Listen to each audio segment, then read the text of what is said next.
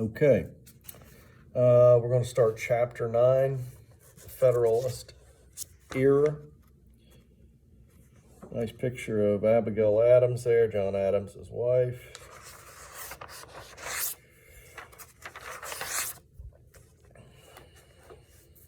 Lesson 1, the first president. Washington, as in George Washington, takes office. Under the Articles of Confederation, the United States had several presidents. Their job was to lead Congress, and they were not strong chief executives. The government under the Articles was weak and ineffective. And when delegates met to reform the government, they wrote a new constitution, which is what we just discussed in the prior chapter, that included a strong executive branch, strong presidency headed by a single president. On April 30th, 1789, George Washington took the oath of office as the first president of the United States under the new Constitution. John Adams was his vice president. Washington knew that his actions and decisions would set precedents or traditions that would help shape the nation's future. No slip will pass unnoticed, he said. Washington worked closely with Congress to create an effective government in those first few years, and the president and Congress created departments within the executive branch that set up a court system. Congress then added the Bill of Rights to the Constitution, which were the amendments, as we talked about. And Washington set the standard for how long the president should serve and how the nation shall relate to other nations. The cabinet. These are the departments under the presidency. The executive branch of government took shape within the summer of 1789. Congress set up 3 departments and 2 offices within the executive branch. Washington chose leading political figures to head them. He picked Thomas Jefferson to head the State Department, which handles relations with foreign countries. He named Alexander Hamilton to manage the state's money at the Department of Treasury, in other words, to coin money. Henry Knox was a choice to look after the nation's defense as the Secretary of the Department of War. And to address the government's legal affairs, Washington chose Edmund Randolph to be the Attorney General. Congress also created the office of Postmaster General. The 3 department heads and the Attorney General had many important duties. Among them was giving advice to the president. Together, this group of top executive advisors formed what was called the President's Cabinet. Congress ensured how much power the president ought to have over the cabinet. In a vote on this question, senators were equally divided. Vice President Adams broke the tie. He voted to allow the president the power to dismiss the cabinet officers without Senate approval. This established presidential power over the executive branch. Establishing a court system. First, Congress also faced the job of forming the nation's court system. Some favored a uniform legal system for the entire nation. Others favored keeping existing state systems. 2 sides reached an agreement on the Judiciary Act in 1789. This established a federal court system. The states kept their own laws and courts, but the federal courts had the power to reverse state decisions. The act marked the first step in creating a strong, independent national judicial system. The Constitution established the Supreme Court as the final authority on many issues. President Washington chose John Jay to lead the Supreme Court as its first Chief Justice. The Senate approved Jay's nomination. The Bill of Rights. The Americans fought a revolution to gain independence from British control. They did not want to replace one unjust government with another. And protection from the powers of a strong national government, many Americans wanted the Constitution to include a Bill of Rights. It would guarantee civil liberties. In fact, some states had to agree to ratify the Constitution only with the promise that a Bill of Rights be added. To fulfill this promise, James Madison introduced a set of amendments during the first session of Congress. Congress passed 12 amendments, and the states ratified 10 of them. In December 1791, these 10 amendments, together called the Bill of Rights, became part of the Constitution. The Bill of Rights limits the power of government. It protects individual liberties, including the freedom of speech, rights of people accused of crimes. The 10th Amendment says that any power not listed in the Constitution belongs to the states and the people. Madison hoped this amendment would help protect Americans against the national government that was too powerful.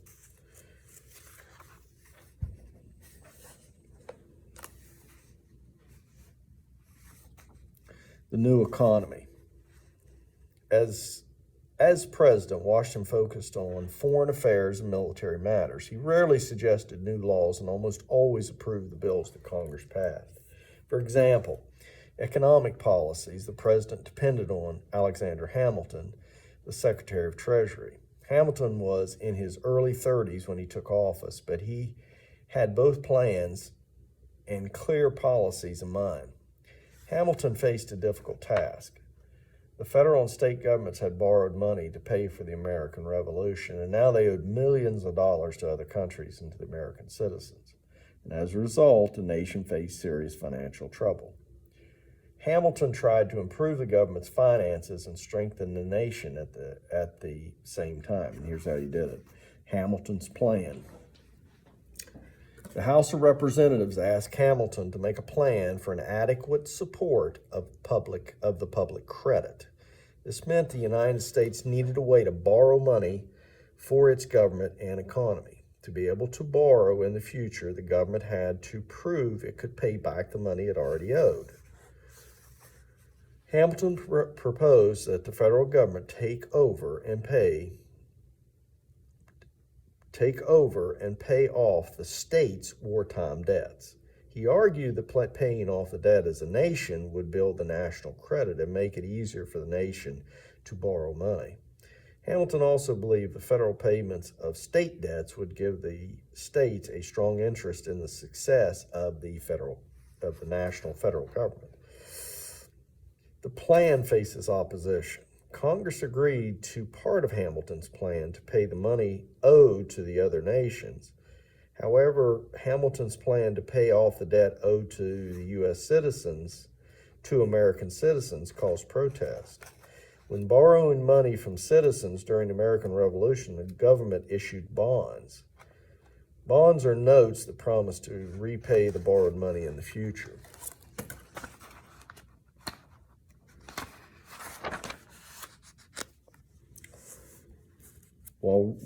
While waiting for repayment, many bond owners, shopkeepers, farmers, and soldiers sold their bonds.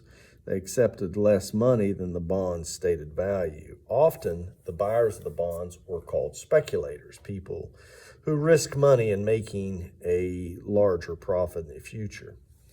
Now Hamilton was proposing to pay off the old bonds at the full value. This would make the speculators rich, and original bondholders would get nothing.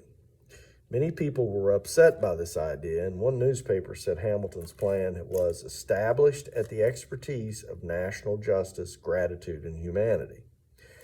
Even stronger opposition came from the southern states. These states had accumulated much less debt than the northern states. You see, most of the fighting took place up north, and most of the ammunition costs and the cost of paying the troops and everything, that fell on the northern states pretty heavy.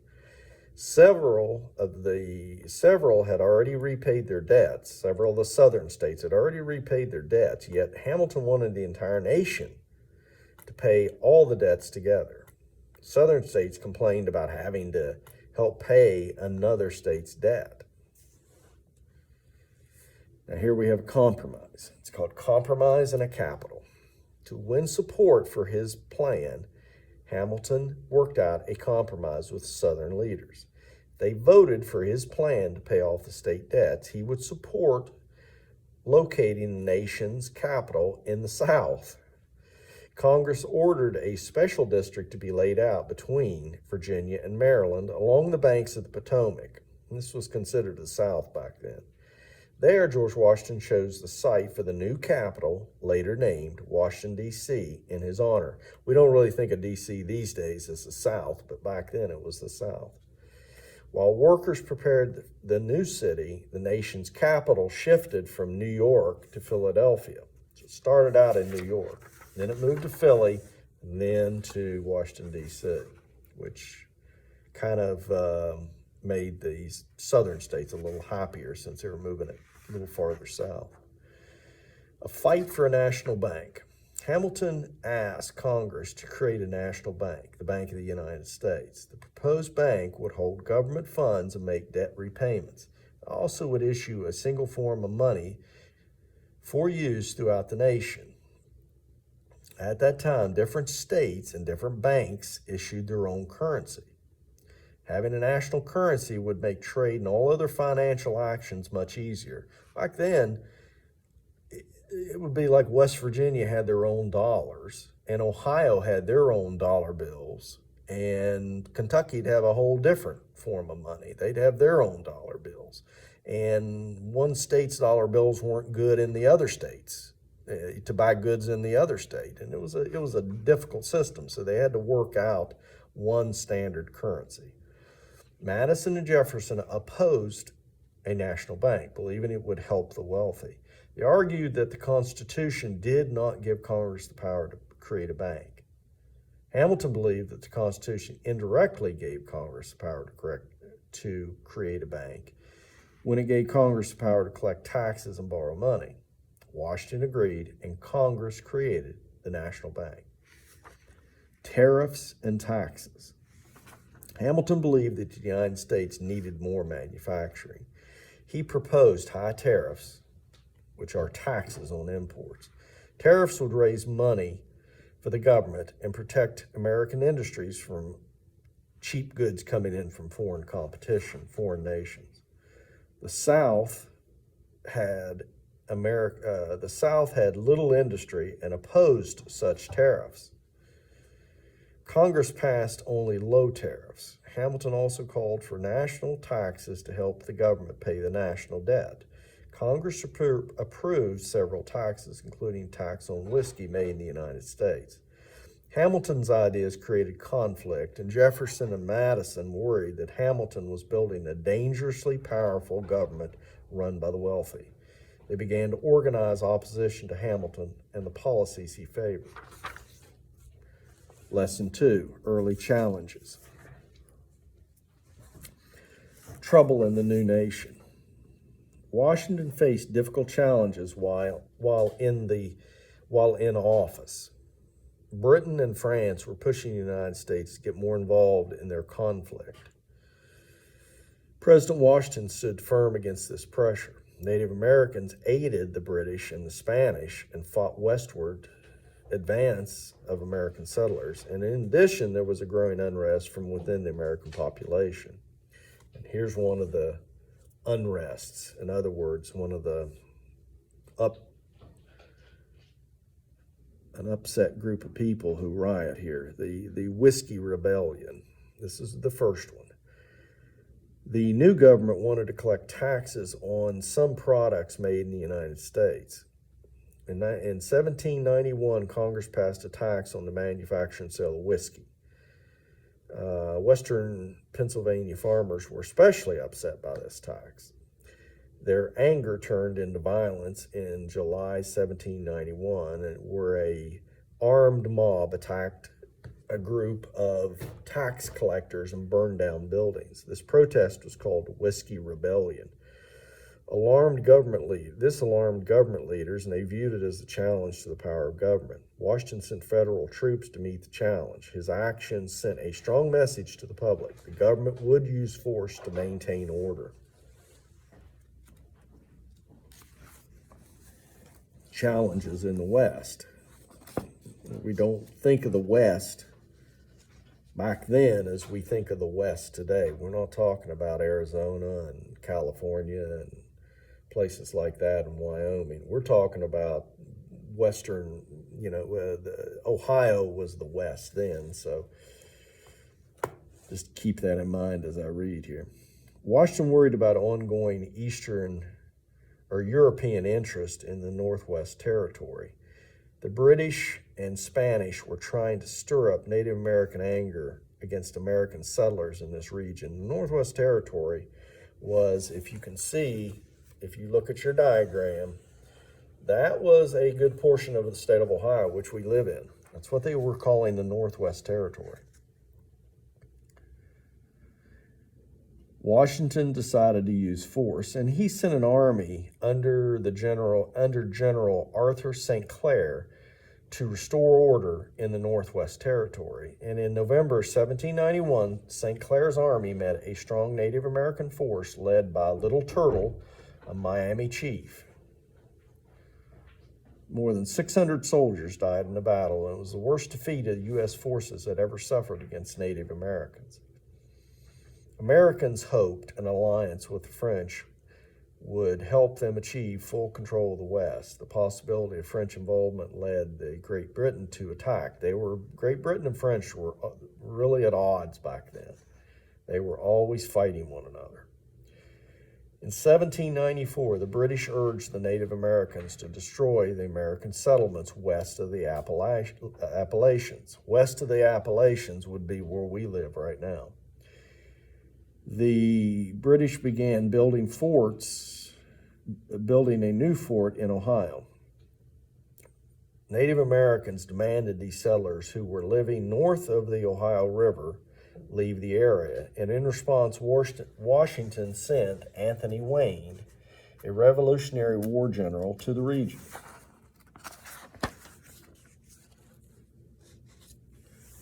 In August 1794, Wayne's army defeated more than 1,000 Native Americans under the Shawnee chief Blue Jacket. The Battle of Fallen Timbers near the present-day Toledo crushed the Native American hopes of keeping their land. In the Treaty of Greenville, Native American leaders agreed to surrender most of the land in what is now Ohio. Problems with Europe. In 1789, France erupted into a revolution, just kind of like we did, except it's a lot more violent. Americans cheered at first as the French rose up against their king. The French struggle against royal tyranny was familiar to them. By 1793, however, the revolution turned terribly violent. Some Americans were horrified by the bloodshed. Public opinion was divided. When Britain and France went to war in 1793, some Americans sympathized with the French. Others supported Britain. Washington hoped that the United States could stay neutral and not even get into that battle. Washington struggles to stay neutral. Staying neutral proved very difficult. The French tried to draw the United States into their conflict. Remember, they helped us out in our American Revolution. They sent Edmund Guiney to ask American volunteers to attack British ships. President Washington issued the Proclamation of Neutrality, which prohibited Americans from fighting in the foreign wars. This proclamation also barred French and British warships from using American ports. Britain also challenged Washington's desire for neutrality. The British captured American ships that traded with the French. Then they forced American crews into British Navy. This was outraged. Americans were outraged by this practice of impressment. Basically, they board American ships, they take the crew, they kidnap the crew, and turn them into British sailors, at gunpoint.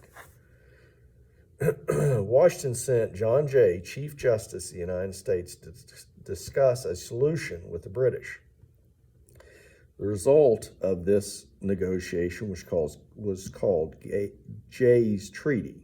In the treaty, the British agreed to withdraw from American soil, and there's no mention of impressment which was the kidnapping basically, or British interference with American trade. So they didn't really address the issue of the Brits, the British Navy, boarding the American ships and stealing our guys. So few Americans approved this treaty. Washington found fault with it as well and believed it would end the crisis. After a fierce debate, the Senate approved Jay's treaty in a close vote. Pinckney's treaty with Spain. Spanish leaders were nervous about Jay's treaty, and they feared that the United States and Great Britain would now work together against Spain in North America.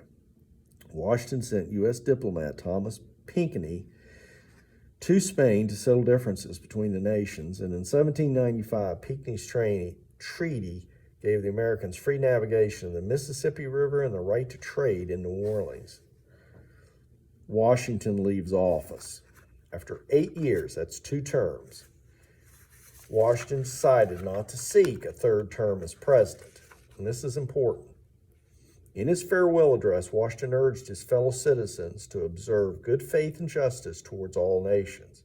It is our true policy to steer clear of permanent alliances. These words influenced the nation's policy for more than 100 years. Washington also warned against something he saw as a growing threat to the young nation, political parties. You'll read about this in the next lesson. Washington also said this is just something I'm telling you, this isn't what I've read here, but Washington also set a precedent also by not just staying on as president, which a lot of people in Congress encouraged him to do. A lot of political leaders encouraged him to stay on as president. You're doing a great job. He said, I've served 2 terms. I don't want to be another king. We overthrew a king. That's real important. Lesson 3, the first political parties. Okay, this is when we start getting our our different parties, and they're not exactly the way they were then as they are now. The American opposing parties. The American people generally admired President Washington for his service to the nation. Still, harsh attacks appeared from time to time in the newspapers. One paper even called Washington the scourge and the misfortune of his country. Most of the attacks on Washington came from supporters of Thomas Jefferson. They hoped to weaken the support of the policies of Alexander Hamilton, which the president seemed to favor. In fact, in 1796, supporters of Jefferson and Hamilton were beginning to form the nation's first political party. At that time, many Americans thought political parties were harmful to a good government. The Constitution made no mention of parties because its authors saw no good use for them. Washington disapproved of political parties or factions as they were known. He warned that they would divide the nation. To others, though, it seemed natural that people would disagree about issues, and they also knew that people who hold similar views tend to band together. Washington's cabinet was clearly divided on key issues. Alexander Hamilton and Thomas Jefferson had very different views. They disagreed on economic policy and foreign relations. They did not share the same opinion of the power of the federal government or on the meaning of the Constitution. Even Washington was a partisan, clearly favoring one faction. He favored the Alexander Hamilton views. The president believed he stood above politics, though, and he usually supported Hamilton's views. Political parties start to emerge. The difference in Washington's cabinet also existed in Congress among the public. They formed the basis for 2 distinct political parties that emerged at this time. One party was the Federalist Party, led by Hamilton. This group favored a strong federal government. They believed the Constitution gave the government implied powers. These implied powers were not enumerated, which means to be spelled out. Instead, Federalists believed the enumerated powers imply powers to do other things. Federalists believe Congress could make all laws necessary and proper to carry out its enumerated powers. The Democratic Republicans, or the Republicans, stood against the Federalists. Jefferson Madison led this group. They believed in a strict reading of the Constitution.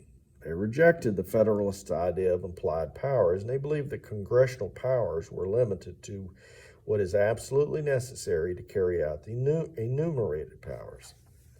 Debate over the national bank highlighted the differences. The Constitution gave Congress specific powers to do such things as issue and borrow money. To Hamilton, this implied that the federal government could create a bank that would help with these tasks. Jefferson disagreed. The role of the people. The two parties also disagreed about the role of ordinary citizens in government. Federalists supported representative government in which elected officials ruled in the people's name. They did not believe it was wise to let the public become too involved in politics. Federalists thought that educated, wealthy men should hold public office. They did not trust ordinary people to make good decisions. In Hamilton's words, the people are turbulent and changing. They seldom judge or determine right.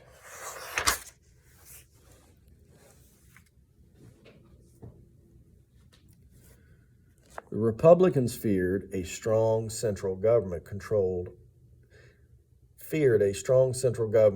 only by a few people. They believed that democracy and liberty would be safe only if ordinary people took part fully in government. As Jefferson wrote in the letter, I am not among those who fear the people. They and not the rich are our only dependents for continued freedom. Washington's reaction. The growing differences between the parties, between Hamilton and Jefferson, troubled Washington. He tried to get the two cabinet members to work out their differences. He wrote to Jefferson, tried to persuade him. I ardently wish that some line could be marked by which both of you could walk. In other words, I need you two to get along. Washington's efforts to get Jefferson and Hamilton to work together failed. The split was so strong that Jefferson left the cabinet and his job as Secretary of State. Soon after, Hamilton resigned as Secretary of Treasury. The rival groups and their points of view moved farther apart. As the election of 1796 approached, the two parties each prepared to seek control of the presidency. The presidential election of 1796. This is after Washington. To prepare for the election, both parties held caucuses.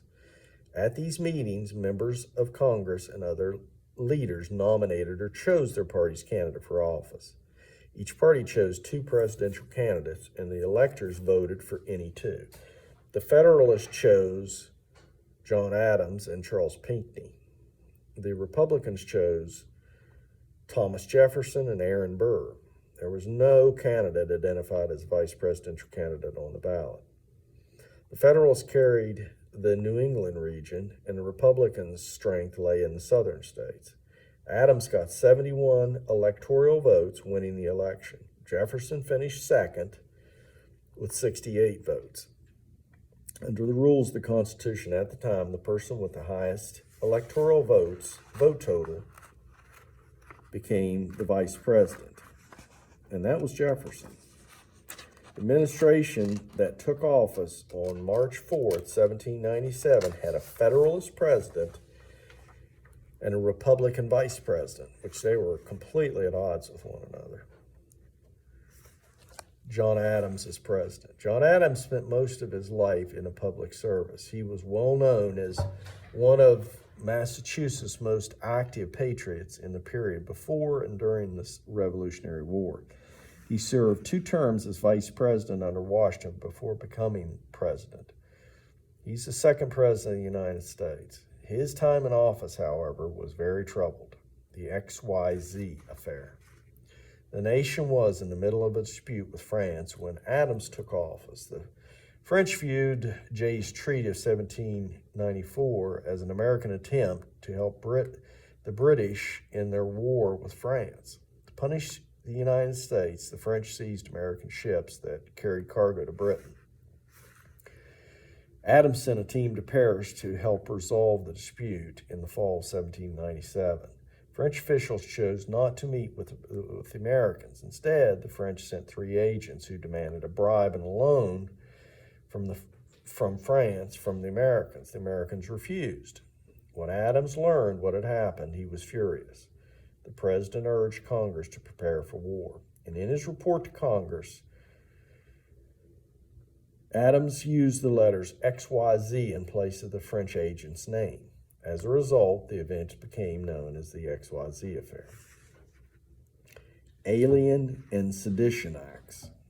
When the public found out about the XYZ affair, many grew angry at foreign attempts to influence our government. They became more suspicious of aliens, people who are not our citizens. Many Europeans who had come to the United States in the 1790s supported the ideas of the French Revolution, and some Americans questioned whether these aliens would remain loyal to the United States if we went to war with France one day. In response to these concerns, Federalists in 1798 passed the Alien and Sedition Act. Sedition means activities aimed at weakening your government. The Alien and Sedition Acts allowed the president to imprison aliens. The president could also deport, send out of the country, which means to send out of the country those who he thought to be dangerous. President Adams was a strong supporter of these laws.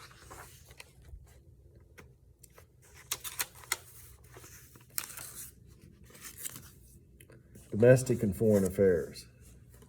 Democratic Republicans saw the Alien and Sedition Acts as Federalist tyranny. They looked to the states to respond and protect people's liberties. Madison and Jefferson wrote statements of protest that the Virginia and Kentucky legislatures passed as resolutions. The Virginia and Kentucky resolutions of 1798 and 1799 claimed that the Alien and Sedition Acts violated the Constitution. They declared that the states could not put them into action. Kentucky resolution further said that the states could nullify, which means to legally overturn, federal laws that they thought were unconstitutional. The resolution supported the states' rights. This principle held that powers of the federal government were limited to those granted by the Constitution. To prevent the federal government from becoming too powerful, the states should have all other powers not expressly forbidden to them. The issue of states' rights would remain an important issue in American politics for many years. Meanwhile, the Federalists urged Adams to declare war on France. Adams, however, resisted this pressure. Instead, he sent a representative to seek peace with France. In 1800, the French agreed to a treaty to stop their attacks on American ships. Though it had benefits for the United States, the agreement with France was very unpopular and hurt Adams's chance for a re-election. Rather than sharing the agreement, Hamilton had his supporters oppose their own president. The Federalists were now split, and the improved Democratic Republican hopes for winning the presidency and the election of 1800. And that is the end of chapter 9.